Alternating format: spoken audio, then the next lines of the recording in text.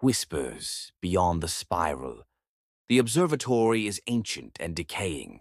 Dust motes dance in the moonlight filtering through cracked panes. Elias Thorne, 50s, gaunt, eyes shadowed with exhaustion, sits hunched over a massive telescope, his face illuminated by the faint glow of the instrument's controls. Empty coffee cups and scattered papers litter the cramped space. He rubs his temples, clearly suffering from insomnia. Another sleepless night. The stars mock me. He adjusts the telescope, his movements slow and deliberate. A sudden, sharp crack echoes from somewhere deep within the observatory structure. Elias flinches, his hand trembling slightly. He looks around, his gaze darting nervously, Just the old girl settling, I suppose. whispering to himself. He returns to the telescope, but his eyes are distant, unfocused. A fleeting image flashes across his face, a blurry memory of a younger Elias, a woman screaming, a bright, impossible light. He shakes his head, trying to dispel the memory. Number not again. He reaches for a half-empty bottle of pills on a nearby table. He hesitates, then pours a few into his hand, swallowing them down with a gulp of water. Just enough to dull the edge, to silence the whispers. A low, almost imperceptible hum begins to resonate through the observatory, vibrating through the floor and up into Elias's bones. His eyes widen in fear, a primal terror flooding his features. He looks around wildly but sees nothing. The hum intensifies. Panic rising. What is that sound? Dust-laden sunlight filters through a grimy skylight, illuminating Elias Thorne, surrounded by towering shelves, three packed with decaying books and astronomical charts. He runs a gloved hand along the spines, his fingers tracing faded titles. He coughs, a cloud of dust swirling in the beam of light. He pulls out a large, leather-bound book, its cover cracked and worn. What have we here? He carefully opens the manuscript. The pages are brittle, filled with intricate diagrams and symbols that defy comprehension. Impossible geometries twist and spiral across the parchment. Tucked inside, nestled amongst the pages, is a small metallic cube. Its surface shimmers with an oily sheen, and the symbols etched into it seem to writhe and change before his eyes. Incredible. He traces a finger across one of the shifting symbols on the cube. A faint hum vibrates through his fingertip, a sensation that travels up his arm, leaving a prickling chill in its wake. He feels a strange pull, a connection to the object that both fascinates and terrifies him. His breathing grows shallow. What is this thing? He carefully studies the manuscript, running his finger along the diagrams. The symbols seem to pulse with a faint inner light. His eyes widen as he recognizes recurring patterns, echoes of the strange humming that had plagued him before. The symbols seem to twist and reform, their meaning elusive yet somehow profoundly disturbing. This is beyond anything I've ever seen. Whispering, awestruck. It's ancient, and it's calling to me. He feels a cold dread creeping into his heart, a sense of utter insignificance in the face of this ancient knowledge. The hum intensifies, resonating throughout the observatory, and a low growl seems to emanate from the cube itself. I don't understand, but I have to know. He carefully places the cube on the table beside the manuscript, his eyes fixated on the shifting symbols. The shadows in the room seem to deepen, the air growing thick with a palpable sense of dread. Elias sits at his desk, the manuscript and cube illuminated by a single lamp.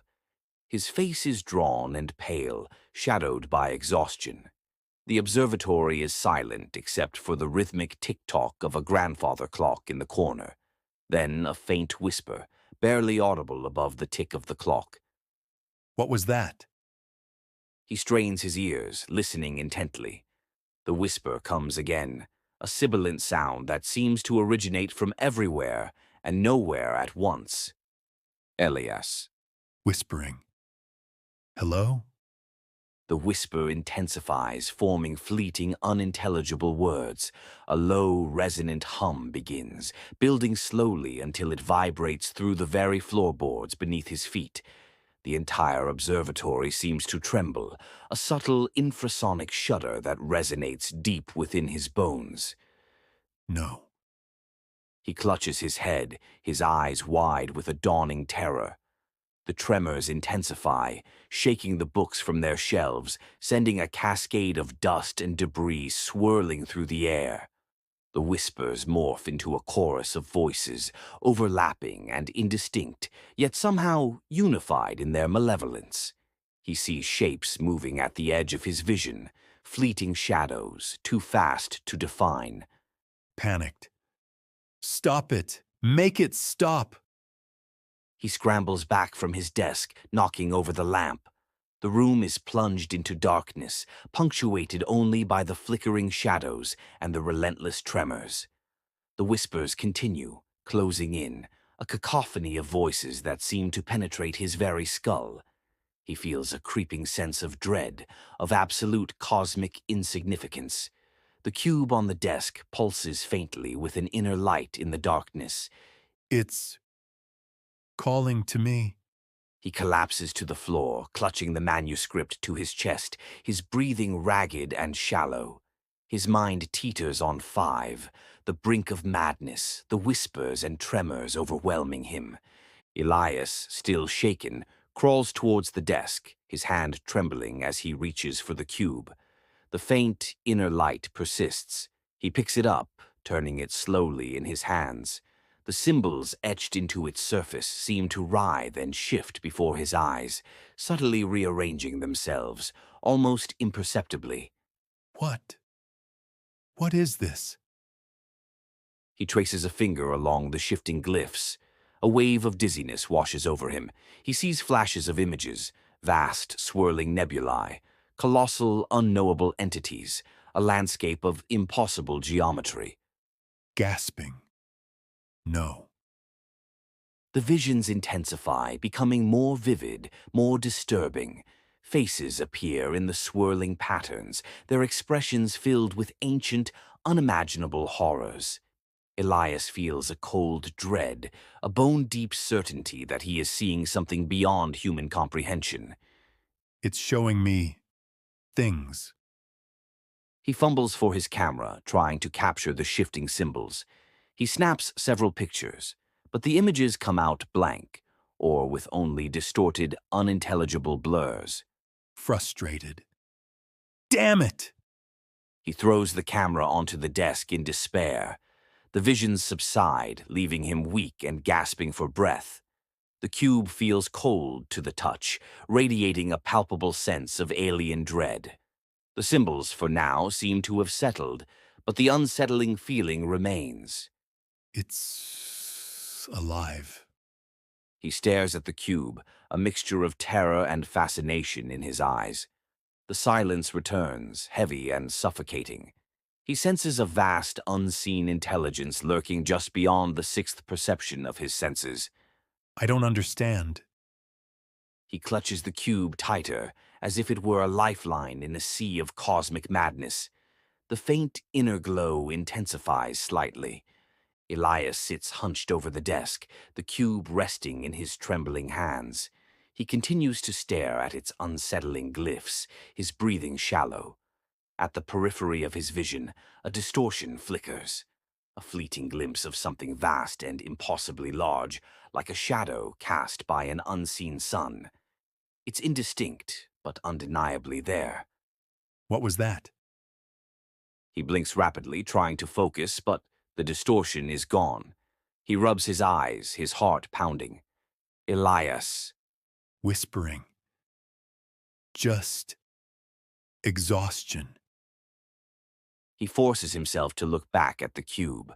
The glyphs seem to pulse faintly, almost imperceptibly, as if responding to his gaze. He feels a prickling sensation on his skin, a creeping sense of being watched. It's just the cube. He picks up the cube again, turning it over in his hands. The faint inner light seems brighter now. As he does so, the distortion at the edge of his vision reappears, but this time it seems to shift and pulse in time with the cube's light. It is vaguely humanoid in shape, but impossibly large, its form suggesting angles and curves that shouldn't exist together. It's as though it's peering in, observing him. Elias. Stuttering. No, it can't be. He drops the cube, scrambling back from the desk. He covers his face with his hands, his breath coming in ragged gasps. The distorted shape at the edge of his vision intensifies for a moment before vanishing completely. The only sound is Elias's ragged breathing and the faint hum of the Seventh Observatory's machinery. Elias. Shakily. I need to get out of here. He slowly rises to his feet, his eyes darting around the room, a mixture of fear and disbelief etched on his face. The cube sits innocently on the desk, radiating its faint, unsettling glow. Elias sits on his worn couch, the cube from the observatory clutched tightly in his hand. The apartment is dimly lit, illuminated only by the flickering light of a nearby street lamp. His face is pale, etched with exhaustion and fear. The phone rings, jarring him from his troubled thoughts. Hello? Concerned. Elias? It's Sarah. Are you all right? I've been trying to reach you all day. You haven't been yourself lately. Sarah? Oh, hey. Yeah, I'm fine. Just busy. He nervously shifts the cube in his hand, his knuckles white. Busy? Elias, you missed Mom's birthday, and you haven't returned any of my calls. Something's wrong. Forcing a laugh. Nothing's wrong, Sarah. Just a lot on my plate. Work, you know. Elias, you've barely slept. You sound different. Are you still working on that project at the observatory? He hesitates, his grip on the cube tightening. 8. It's complicated. I'm making progress. Elias, please, come home. Let's talk. Voice cracking. I can't right now. Something's happening, Sarah. Something big. A violent tremor shakes the apartment, rattling the windows and causing pictures to fall from the walls. Elias cries out in alarm, dropping the cube. Terrified. Sarah. Sarah, The line goes dead. Silence. Only the faint hum of the refrigerator and the distant sounds of sirens. Elias stands in the observatory, his breath fogging in the frigid air. The familiar instruments and star charts seem off. A slight tremor runs through the floor. What the? He stares at a nearby wall. A section of it ripples, bulging outwards slightly before snapping back into place. The effect is subtle, almost imperceptible, but undeniable. Whispering. No. A nearby telescope seems to rotate several degrees, then snaps back. A stack of research papers on a table shifts, a book sliding to the edge before stopping abruptly, defying gravity. This isn't possible. He touches the wall where the ripple occurred. It feels cold, strangely smooth, almost alien. It's changing. 9. He glances at his watch. The seconds hand seems to jump erratically, ticking faster, then slowing, then speeding up again in a chaotic rhythm. Panicked. Time. He looks around, his eyes darting from one object to another. The room seems to breathe, subtly shifting and reforming itself, a nauseating distortion of space and perception. A low hum resonates throughout the observatory, growing louder. It's getting stronger. He stumbles back, his hand flying to his head as a wave of dizziness washes over him. The walls pulse with a faint, internal light. The air crackles with unseen energy. Desperate. I need to get out. He turns to flee, but hesitates. The exit seems further away, the familiar layout of the observatory twisted and warped. He feels trapped, surrounded by a reality that is both his and yet utterly alien. Help me. The observatory is a chaos of shifting shadows and subtly warping geometry. Dust motes dance in the strangely luminous air. The low hum from the previous scene intensifies. Sarah, 30s, Elias's sister, dressed in practical clothing, her face etched with worry, bursts through the door, a flashlight beam cutting through the gloom. Elias? Elias, are you here? She calls out, her voice echoing in the unsettling space. The flashlight beam flickers across strange angles and impossible perspectives. She sees a discarded manuscript on a table, pages scattered. Beside it rests a smooth black cube, pulsing faintly with an internal light. What is this? Patavde. She approaches cautiously, her eyes scanning the room. The walls seem to breathe, expanding and contracting in a slow, hypnotic rhythm. She picks up the manuscript, her fingers tracing the cryptic symbols.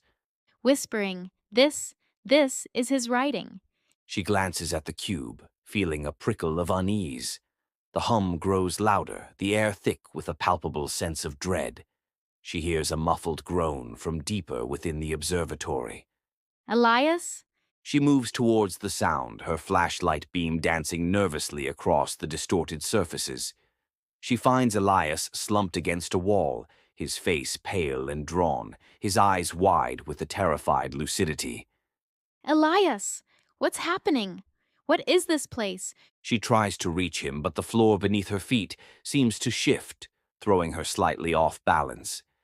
Elias looks at her, his expression a horrifying blend of fear and understanding. Weakly. It's changing, Sarah. It's all changing. The walls pulse with an even brighter light, the hum reaching a deafening crescendo. The very structure of the observatory seems to be unraveling, collapsing in on itself.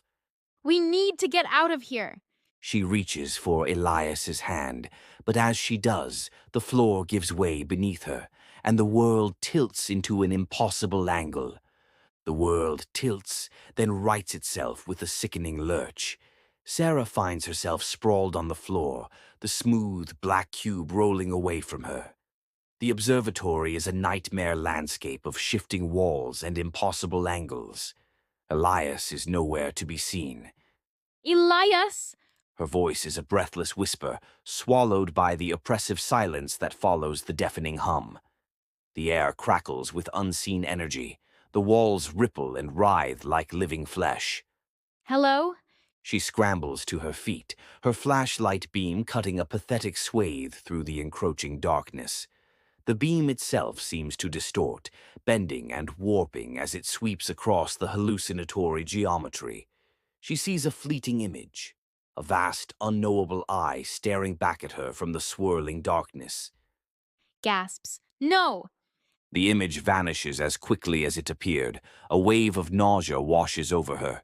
The floor beneath her feet shifts again, and she stumbles, catching herself on a grotesquely twisted pillar. The air vibrates, a low growl permeating the oppressive silence. What is this place? She sees Elias, seemingly whole yet distorted, standing at the far end of the room, but his face is a pulsating mass of tentacles.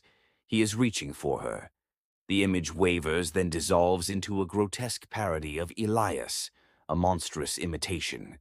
Screaming. Get away from me! She backs away, tripping over a shard of what looks like broken reality. The floor groans under her weight, threatening to give way at any moment. The walls pulse with a blinding light. She hears Elias's voice, distant but clear. Sarah, it's expanding. The walls begin to tear, revealing glimpses of an unimaginable cosmic expanse, filled with swirling nebulae and impossible geometries. The light intensifies, threatening to overwhelm her. No! 12. She closes her eyes, shielding herself from the horrifying visions, the cacophony of sounds. A low hum builds up into an unbearable crescendo. Sarah clutches her head, the throbbing pain a relentless hammer against her skull. The observatory, still a twisted mockery of its former self, groans around her.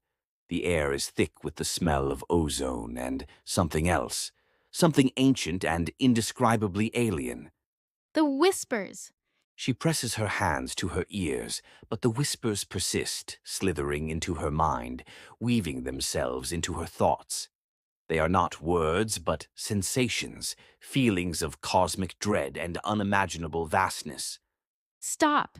She sees fleeting images, swirling nebulae, monstrous geometries, eyes that burn with an ancient, malevolent intelligence.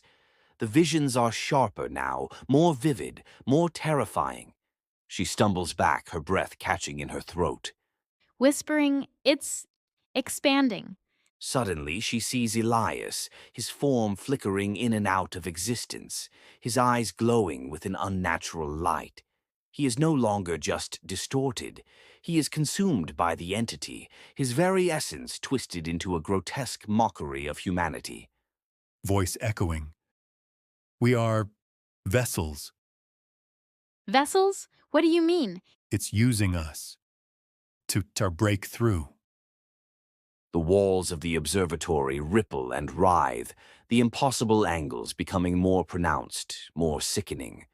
The whispers intensify, morphing into a cacophony of unearthly sounds, a symphony of cosmic horror. Fearful. What is it? Something beyond comprehension. Elias collapses, his body dissolving into a shimmering, amorphous mass of tentacles and starlight. The entity's influence grows stronger, the observatory groaning under the strain. Sarah falls to her knees, the weight of the entity's presence pressing down on her, crushing her very being. Desperate. No, it can't. She sees her reflection in a shard of broken reality. Her eyes are glowing with the same unnatural light as Elias's were. The entity is claiming her. Sarah crawls towards a shattered mirror, her reflection a distorted, flickering image. She touches her arm, her fingers tracing a pulsing crimson mark that wasn't there before. It's a complex, almost geometric pattern, glowing faintly with an internal light. What? She looks down at her hands, noticing the same mark, smaller but identical, appearing on her palms. They throb faintly with a rhythmic pulse. Whispering. Oh God. A ragged breath escapes her lips. She glances at the remnants of Elias, the shimmering mass now pulsing with the same crimson light as her marks. Elias? The shimmering mass shifts, coalescing for a moment into a vaguely humanoid shape.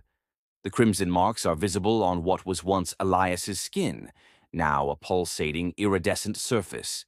A distorted echo. Connected. Connected to what?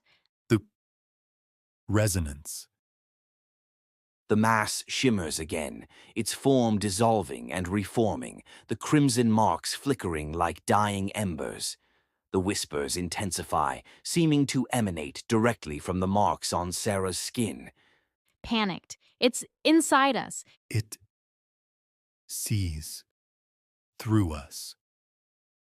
The marks on Sarah's skin pulse brighter, the pain increasing. The whispers grow into a deafening roar, and she clutches her head, screaming silently. She feels a strange connection, a terrifying empathy, with the pulsating mass that was once Elias. They share this horrific mark, this grotesque connection to something beyond human understanding. This isn't right. The remnants of Elias writhe and fade, leaving only the oppressive silence and the throbbing pain of the marks. Dust motes dance in the moonlight, filtering through cracks in the observatory's crumbling dome. Sarah, her face pale and streaked with grime, frantically tears at pages of the ancient manuscript, scattering them across the floor. The crimson marks on her skin pulse with an increasingly intense light. No. She throws the torn pages towards the glowing cube, which sits precariously on a shattered table. The cube throbs in response, its light intensifying. It won't! It won't stop! 15. She tries to smash the cube with a heavy brass telescope, but it deflects the blow, sending tremors through the entire observatory. Cracks spiderweb across the walls. The air vibrates with a low, guttural hum. Desperate! Elias!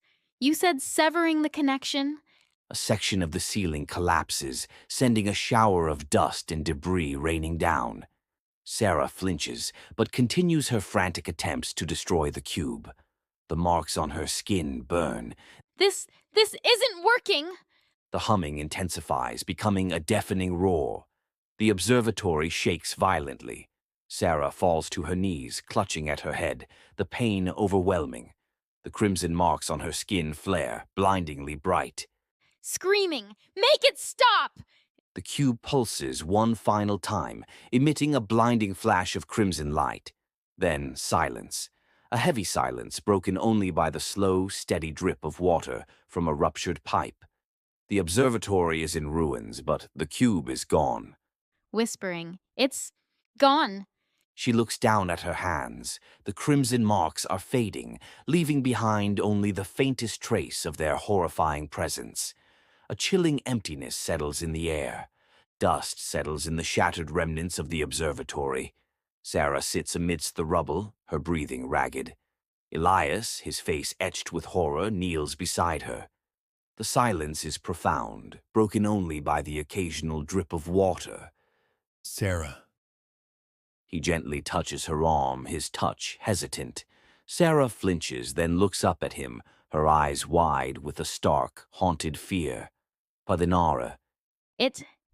It showed me. She shivers, pulling her arms close to her chest. Showed you what? He waits, his expression a mixture of concern and dread. A low hum emanates from the remains of the cube's pedestal, resonating deep within their bones. Whispering, the void. Her voice trembles, barely audible. A wave of dizziness seems to wash over her. Vastness, unending, indifference. She closes her eyes, her face contorting in anguish. Elias reaches for her, his hand hovering over hers. It's okay. It's over. But it's not over. The hum intensifies, growing into a deafening roar that shakes the very foundations of the observatory. The walls seem to writhe and pulsate. The air itself feels alive with a terrifying cosmic energy. A choked sob. We are nothing. She stares into the void left by the cube's disappearance, her eyes reflecting a universe of unimaginable horror. Elias holds her, feeling the chill of cosmic dread seep into his own soul. The insignificance of their struggle, the futility of their efforts, crashes down upon them, an unbearable weight. Desperately. No. We are not. His voice cracks, his words empty against the overwhelming power of the cosmic horror they've witnessed. The ground trembles violently, and a gaping chasm opens up in the floor, swallowing Elias and Sarah into the echoing abyss. Elias and Sarah plummet through the chasm, the darkness swallowing them whole. They land hard on uneven rock, the impact jarring. A low, guttural hum vibrates through the earth, emanating from an unseen source. Before them, a swirling vortex of iridescent colors pulses with an unholy light, radiating an irresistible pull. The air crackles with unseen energy. It's calling to us. Sarah reaches out a trembling hand towards the vortex, her eyes wide with a mixture of terror and fascination. Don't. It's a trap. Elias grabs her arm, pulling her back. He fights against the vortex's pull, his muscles straining. The humming intensifies, pressing against their minds. Weakly, but the power, the knowledge, it promises everything. She struggles against his grip, her eyes glazed over, almost hypnotized by the vortex. Desperate. It's an illusion. It'll consume us, Sarah. It'll take everything from us. Remember what it showed you. Elias looks at her, pleading with her to resist. He sees the conflict in her eyes, the pull of the vortex versus the flicker of her remaining sanity. Then what? We die down here, alone, forgotten? She looks around at the desolate chasm, her shoulders slumping. She looks back towards the pulsing vortex. We fight. We find another way. We survive. Elias pulls out a small, intricately carved wooden amulet from his pocket, a relic from his grandmother. He clutches it tightly, a symbol of his humanity and will to resist. Hesitantly. But what if? What if there is no other way? The vortex pulses more intensely, the humming becoming deafening. Sarah stares into its depths, a silent battle raging within her soul. Then we die fighting for what we are, not what it wants us to be. He looks at her with determination, his gaze unwavering. The choice hangs heavy in the air, a cosmic battle playing out in their eyes. The vortex pulses, its iridescent light bathing Elias and Sarah in an unearthly glow. Sarah's eyes, previously glazed, now burn with a fierce resolve.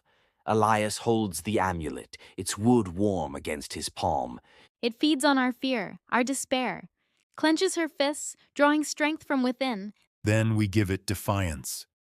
Hope. He throws the amulet into the vortex. It vanishes without a trace. We're connected to it. We can disrupt it. Sarah reaches into her satchel and pulls out the ancient manuscript. She holds it aloft towards the vortex. And the cube? It's the key. He produces the cube. Its surface shimmers with contained energy. He holds it up, mirroring Sarah's action. The vortex's humming intensifies to a deafening roar. Determined, together. We'll tear it apart. Both simultaneously hurl the manuscript and the cube into the swirling vortex. The air crackles, the colors intensify. Then, a blinding flash. Strained. It's weakening. I can feel it. The vortex shrinks, its light dimming. The humming subsides to a low thrum. The iridescent colors fade to a dull gray. It's dying. A wave of exhaustion washes over them. They collapse to their knees, gasping for breath. The chasm is silent except for the rhythmic thump of their hearts. We did it. He reaches out a trembling hand to Sarah, his eyes filled with a mixture of relief and awe. The void above them seems quieter, less menacing. Dust motes dance in the weak moonlight, filtering through cracks in the collapsing observatory ceiling. Elias and Sarah, bruised and exhausted, huddle together amidst the rubble. The vortex, now a tiny, dying ember, flickers weakly. Sarah clutches a shard of the shattered cube. It's almost gone. But the connection, it lingers. He looks at the vortex, then at Sarah, his expression grave. I felt it too. A tendril, still clinging. Sarah examines the cube shard, her fingers tracing its fractured surface. A faint humming emanates from it. To sever it completely, we need to sever the link. The connection between us and it. He looks at Sarah, his eyes pleading. Understanding. You mean the sacrifice? Sarah nods slowly, her gaze fixed on the fading vortex. The observatory groans ominously. It needs a conduit, a pure, unblemished connection. One of us has to be the offering. He takes a deep breath, his voice barely a whisper. Somberly. I'll do it. Sarah pushes herself up, her movements slow but determined. She holds out the cube shard, its faint humming increasing in intensity. Desperate. No, Sarah. I should be the one. My connection is stronger. He tries to grab her arm, but she pulls away, her eyes locked on the vortex. Firmly. It's already consuming me, my sanity, fading. Let me end this. With a resolute look, Sarah raises the cube shard towards the vortex. The remaining energy within it flares brilliantly. The vortex expands momentarily, then collapses in on itself, vanishing completely. Screaming. Sarah. Sarah falls to her knees. The light in her eyes dims, replaced by an unsettling peace. Silence descends upon the chasm. The observatory is gone. Only a jagged crater remains, smoking faintly. Scattered debris, twisted metal, and pulverized stone litter the landscape. The sky is a bruised purple and orange. Elias sits amidst the wreckage, his clothes torn, his face streaked with grime and tears. He clutches a handful of Sarah's hair, now ashen. Sarah? He whispers, his voice raw with grief. He runs a trembling hand over his face, smearing the dirt further. His eyes are vacant, haunted. It's over. He looks at the crater, then at his hands, which are stained with a strange, iridescent dust. He notices it for the first time, a subtle shimmer. But at what cost? He rises unsteadily, his legs weak. He stumbles towards the edge of the crater, gazing into the abyss. The silence is broken only by the wind whistling through the jagged rocks. The tendril. It's gone. But He touches the iridescent dust on his hand, then his cheek, feeling a faint hum against his skin. He closes his eyes, a shudder running through him. whispering. Is this peace? Or something else? He remains there, a solitary figure against the vast, indifferent landscape, the silence amplifying the horror of his loss and the unsettling uncertainty of what remains. Was it worth it? He slowly looks up at the sky, a single tear tracing a path through the grime on his cheek. The answer, if there is one, remains hidden in the vast emptiness above. The faint humming intensifies. Years have passed. Elias' apartment is sparsely furnished, minimalist to the point of austerity. Dust motes dance in the moonlight, filtering through a grimy window. Elias, older, his face etched with a profound weariness, sits at a small wooden table. He stares at a single iridescent dust particle trapped beneath a magnifying glass. The faint, almost imperceptible hum from the previous scene is faintly audible.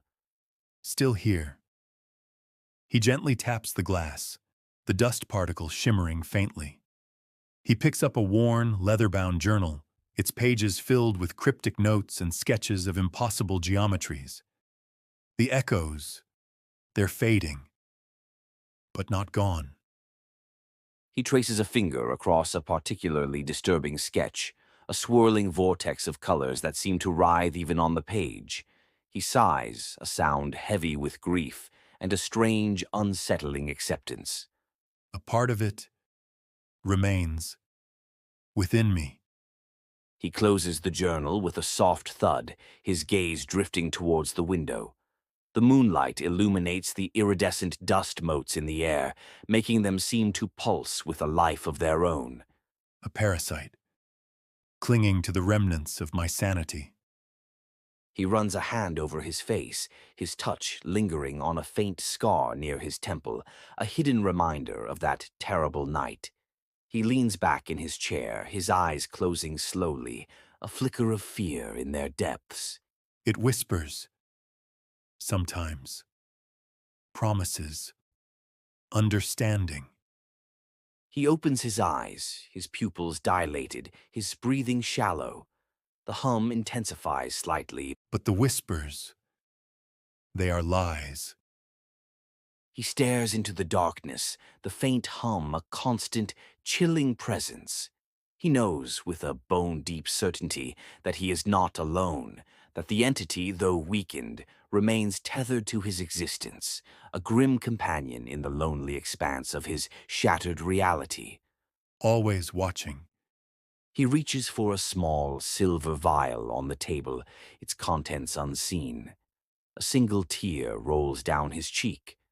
The first rays of sunlight pierce the gloom, illuminating dust motes dancing in the air. Elias sits at his table, the silver vial empty beside him. His expression is calmer, almost serene, yet a profound sadness lingers in his eyes. He holds the worn journal, its pages open to a blank spread. It wasn't conquest. Not really. He dips his pen in the inkwell, his movements deliberate, almost ritualistic. It was indifference, He begins to write, his hand steady. a cosmic shrug. We were inconsequential. He pauses, gazing at his writing. A faint smile plays on his lips, bittersweet and tinged with melancholy. Such a vast, uncaring ocean, and we, tiny pebbles, tossed upon its waves. He writes furiously for a moment, then stops, his brow furrowed in thought. Our struggles, our triumphs, meaningless to the grand design, if any exists. He closes the journal, his touch gentle.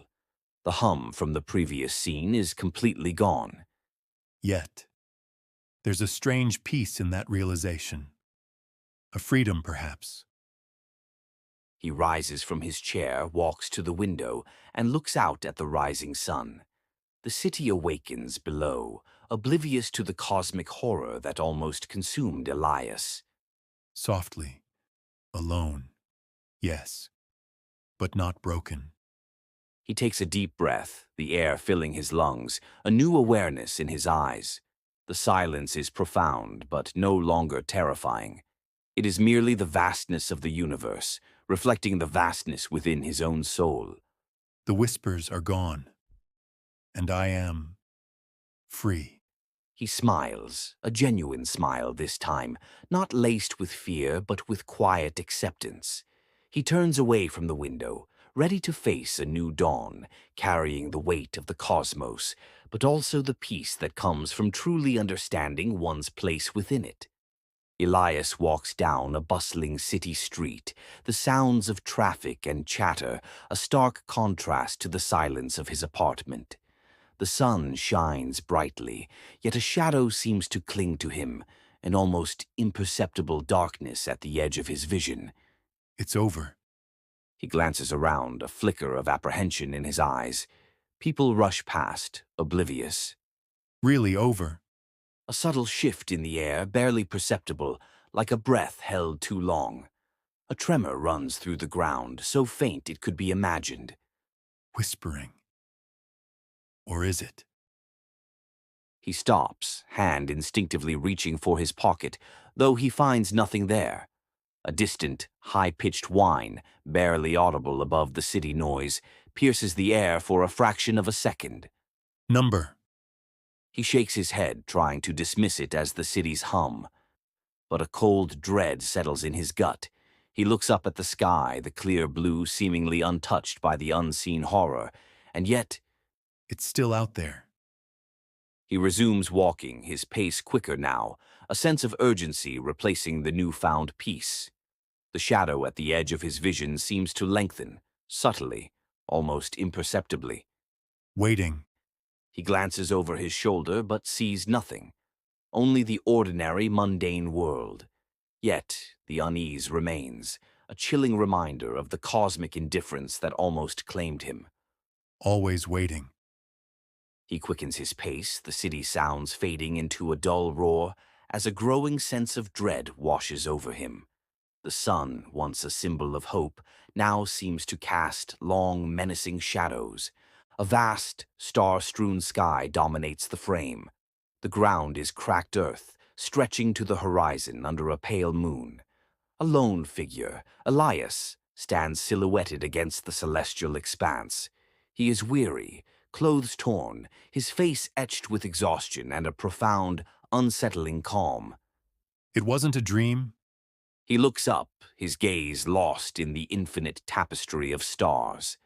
A gentle breeze stirs the dust around his feet, swirling it into ephemeral patterns. Not a nightmare. He kneels, picking up a handful of the fine red dust. It slips through his fingers like time. Just different. He lets the dust fall back to the earth, a tiny, insignificant gesture against the cosmic backdrop. He closes his eyes, a single tear tracing a path through the grime on his cheek. So much bigger. He opens his eyes again, his expression unreadable. A faint shimmer appears in the distance, a subtle distortion in the atmosphere, barely perceptible against the dark landscape. So much older. The shimmer grows, a slow, inexorable expansion. It's as if the fabric of reality itself is being stretched, thinned. A whisper. And so indifferent. The shimmer intensifies, encompassing the entire horizon. The stars seem to dim, their light swallowed by the encroaching anomaly. Elias remains motionless, a minuscule speck in a universe of unimaginable scale. We are dust. The camera pulls back, revealing the vastness of the plains, the insignificance of Elias, the overwhelming immensity of the cosmic entity, barely visible but unmistakably present. Shift behind your eyelids. The room leans. The floor's grid warps. Your reflection in a tarnished mirror quivers, your eyes hollow, pupils stretching beyond normal limits. The mirror isn't glass, it's a threshold. It watches. Listen closely. Soft murmurs. Not in English, nor any tongue you know. They echo. They come. Through us. Around us. See. The words are everywhere now, through your ears, vibrating through bones. You clasp your hands, but your fingers elongate, stretched by gravity you can't place. Breath rattles in the back of your throat. Time fractures. The telescope's hour hand slows, then rushes forward. A single second stretches into minutes. Your pulse disorients. It matters not. You feel old and newborn simultaneously. Then a sudden clarity, a whisper from me, soft and steady. You are more than this moment. Breathe in that stillness. You inhale. The world resets for an instant. Rain settles. The manuscript closes. The room realigns. You sink back into the chair. Your lungs refill with peace and cold dread, interwoven. But beneath that peace, the pulse remains. The breach hums. Your mind stands at threshold, exposed. You know what sees you and what you cannot unsee. Rest now. Drift. Let this unraveling ripple through the next layer of consciousness. You'll wake again, or slip deeper.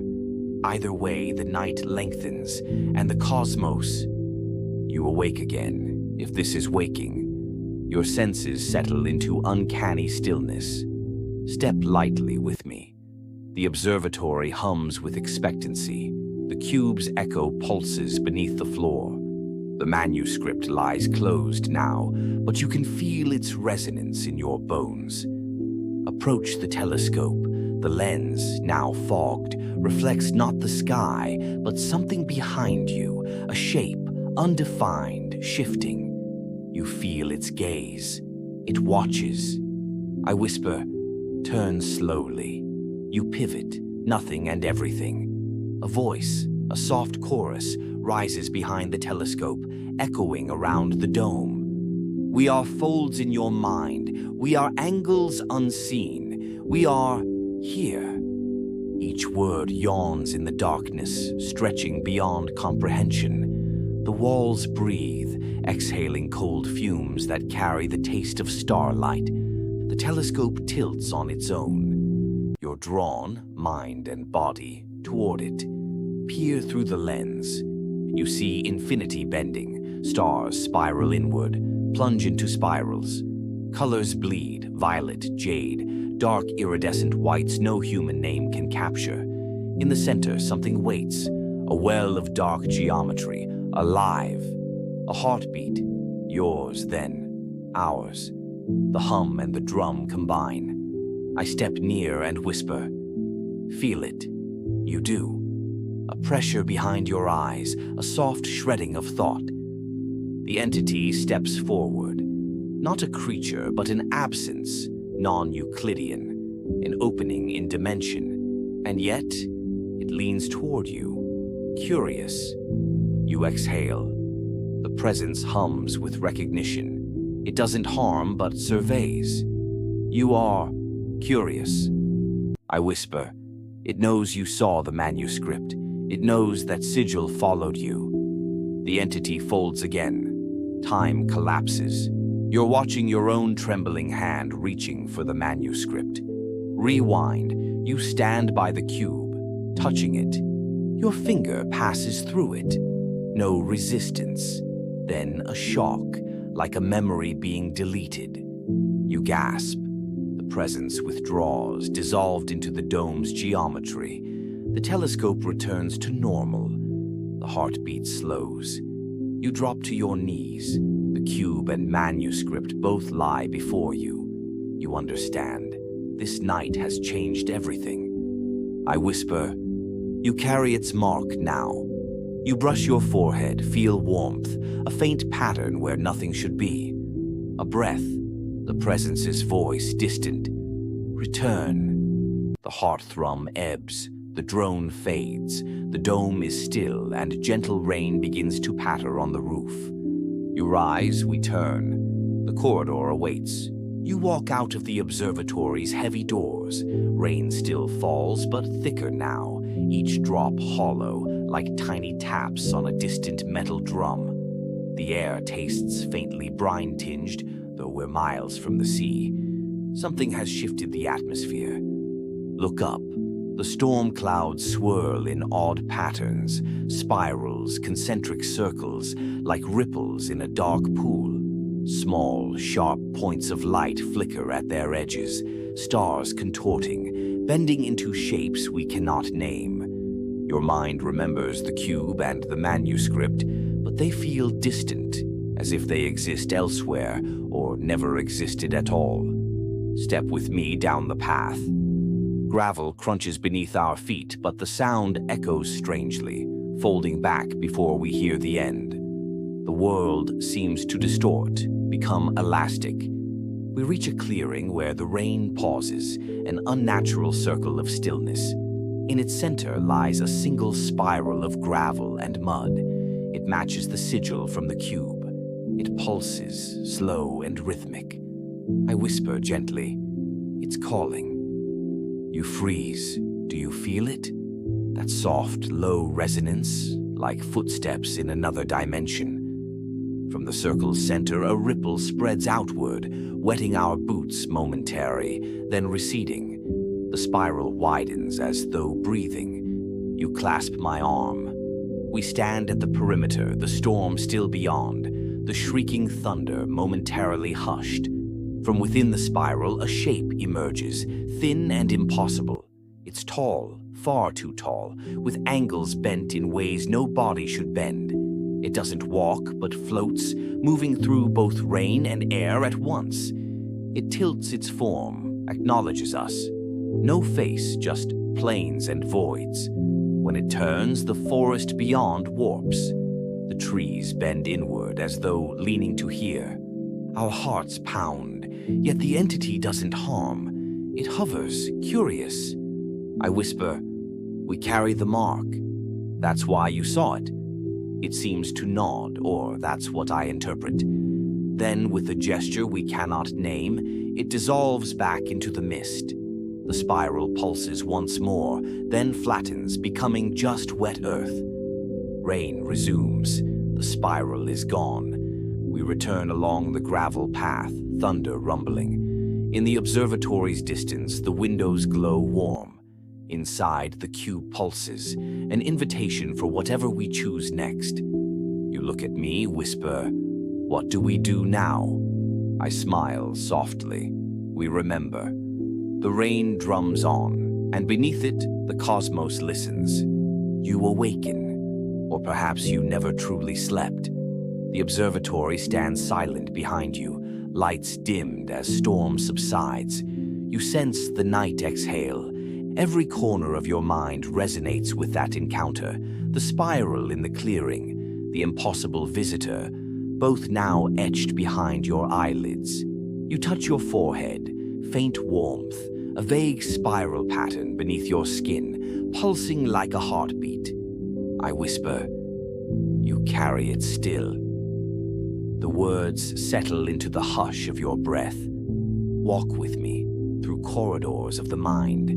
We trace the path of memory, each step echoing with soft chimes as though time itself is fragile glass.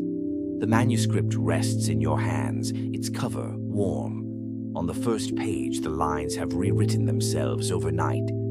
The breach endures beyond sight and mind. You are its beacon, its echo through night's solitude. Your breath catches. Beneath the words lies another layer, lines you cannot read, ink that shifts off the page. The cube lies beside it. It pulses once, just once. The beat matches yours, slow, measured, alive. Outside, the storm's final drops patter on the dome. Each drop seems to speak, in a cadence inscrutable, yet understood deep in your chest. I whisper, "This mark, it grows." The walls pulsate gently, as if breathing. Shadows lean, angles soften. Everything is both still and vibrating with possibility. In that hush, you feel the cosmos stirring. The void has marked you, not as victim, but as vessel, a fragile threshold between what is known and the wide, unknowing dark. Your gaze drifts upward.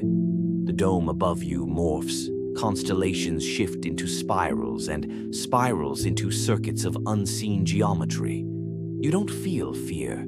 You feel expansive, connected to the hum beneath the world. I whisper, "You are more than human now." The spiral on your forehead glows, softly, briefly, then fades. The cube dimensions, the manuscript closes. The observatory glides back into silence. We stand together at the center of a shape that shouldn't exist. The rain has ceased. Only the wind remains, gentle, distant, as though carrying voices. "Rest now," I murmur. "Let it echo in dreams." You recline in the chair once more. The drone fades to silence. The chimes dim. The air holds still. In the hush, a whisper, soft as a breath, until the breach opens again. And then, quiet. In this hush, after the storm and encounter, you carry the breach within. You move through the observatory's corridors. They no longer seem solid, but permeable. Every wall hums faintly, as though listening. I whisper, "Feel it." And you do. The low pressure behind your eyes, where memories of spirals twist. Look to the telescope. It no longer points outward, but inward, toward your mind's private sky. A soft chime rings, like the acoustic fingerprint of the breach. It comes from nowhere, yet echoes everywhere. The cube hums on the table and pulses in tandem with your heartbeat. You know it's calling you. Walk closer. Page by page, the manuscript flips itself open. The words drift off the lines, swirling upward, ink flakes emitting soft light before vanishing entirely. The phrases that matter remain, "Remember the spiral. It holds the path. You are its vessel." Your voice quivers. I remember. And you do. Each vowel resonates in your chest. The drone shifts, binaural, unsettling. A deep frequency pulses in one ear, another just out of phase in the other, creating a 9 Hz beat that pricks the mind's threshold. This is the technique used in Lovecraft-inspired ambient ASMR to evoke anxiety and unease. Your chest tightens, your breath slows. You are both observer and observed. Soft whispers swirl around, not me, but them. Spiral, vessel, breach. They drift in stereo, circling your mind, weaving comfort and dread. This layering echoes the whispered chorus style in many. You close your eyes. In that darkness, fractal shapes bloom behind your lids, spiraling into infinity, then retracting. A single thought emerges. You are changed. I place a hand gently on your shoulder. We continue, I whisper. A final chime. The drone recedes. Silence. You realize the night is far from over. The manuscript remains open. The cube pulses. The breach is awake. In your heart, you hear it. The spiral turns again. Shh. Do you feel that low pulse? It's the infrasound beneath the threshold of hearing, 18 to 19 hertz, the so-called ghost frequency. It presses softly against your bones, an unseen wave of presence. It hums just beneath consciousness, merging with your heartbeat. Now listen as whispers drift from ear to ear, circling you in stereo. Not abrupt left-right panning, but gentle, enveloping motion, as if someone moves behind your head and envelops you with breath and breath. Each phrase loops in a slow, cyclic pattern: spiral, breach, become, patterns designed to lull yet unsettle, triggering the tingling edge of awareness. Your chest tightens, not with fear, but soft collapse against gravity. The walls hum, the cube pulses, the manuscript trembles at your fingertips. You close your eyes. Behind your lids bloom spiraling geometries, graceful and cruel. A voice whispers close, an ear-to-ear intimate murmur. You are the breach. It moves, binaurally, arcing from left to right, always just behind, always coaxing YouTube.com. The drone deepens, an undercurrent of infrasound that feels like pressure in the skull. Then, overlaying it, a 9 hertz binaural beat creates a hypnotic tension, echoing ambient sound studies where such frequencies elevate unease and focus. You feel alert and unmoored. The manuscript's words drift upward. You are the spiral incarnate. Let geometry bloom beyond the flesh. They fade, only to return, softer, distant, as though your subconscious breathes them in. One final chime echoes, cyclical, predictable, soothing, and dread-laced. As the chime pattern repeats, you drift, on the edge of sleep, caught between worlds. I whisper in your ear, remember, all that we have seen echoes now in your blood. And you feel it, tiny vessel of the void, humming quietly under your skin. The cube pulses once, then fades. The drone will continue, but not here. The ambient hum will linger beneath your dreams, coaxing you back when the veil stirs again. Now, drift.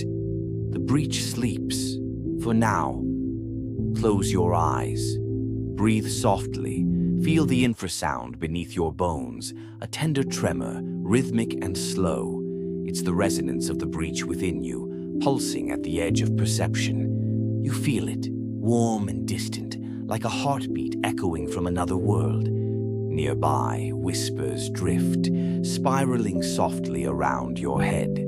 They circle left ear to right, then back again, carrying a single phrase. Remember the spiral.